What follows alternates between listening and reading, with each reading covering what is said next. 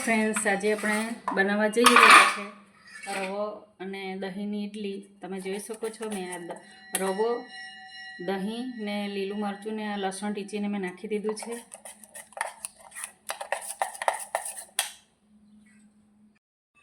આવી રીતે આપણે એને પાથરી દેવાની છે ને પછી બફાતી મૂકી દેવાની છે. આપણે ગેસ ચાલુ કરીશું.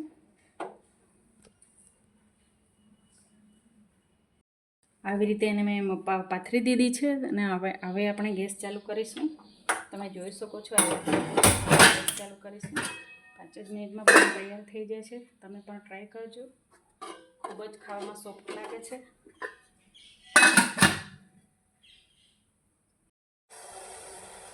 તો તમે જોઈ શકો છો રૂ જેવી પોચી ઇડલી.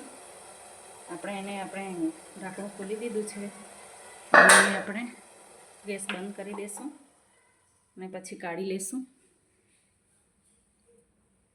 આવી રીતે મેં કુકરમાંથી કાઢી લીધી છે. તમે જોઈ શકો છો ગરમ ગરમ છે. કેવી રૂ જેવી પોચી પોચી ઇડલી છે. મસ્ત મજાની લાગે છે. અને આપણે થોડુંક રાઈનો તડકો લગાવીને વઘારી દઈશું.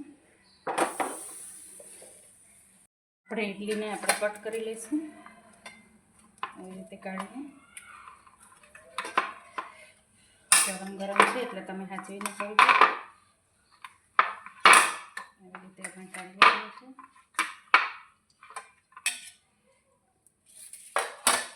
આપણે એને કટ કરી લઈશું. તમે જોઈ શકો છો હું કટ કરું છું હમણાં કરીને આપણે કટ કરી લઈશું.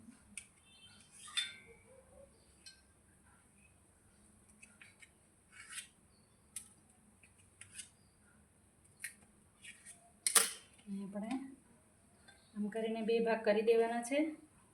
તમે જોઈ શકો છો આવી રીતે. આ તેલ ગરમ થઈ ગયું છે એટલે આપણે રાઈનો વઘાર કરી દઈશું. તમે જોઈ શકો છો મેં રાઈ નાખું છું. તતડી જાય એટલે આપણે નાખી દેવાનું છે.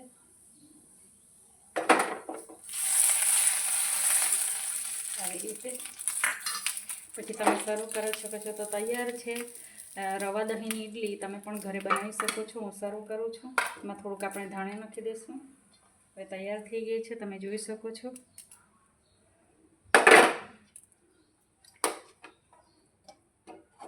આવી રીતે તમે ખાઈ શકો છો. મસ્ત લાગે છે વઘારેલી ઇડલી. તો તૈયાર છે રવા દહીંની ઇડલી. તમે પણ ઘરે બનાવી શકો છો ને પછી તમે ખાઈ શકો છો. બહુ ટેસ્ટી લાગે છે. બહુ પોચી પોચી લાગે છે. Thank you.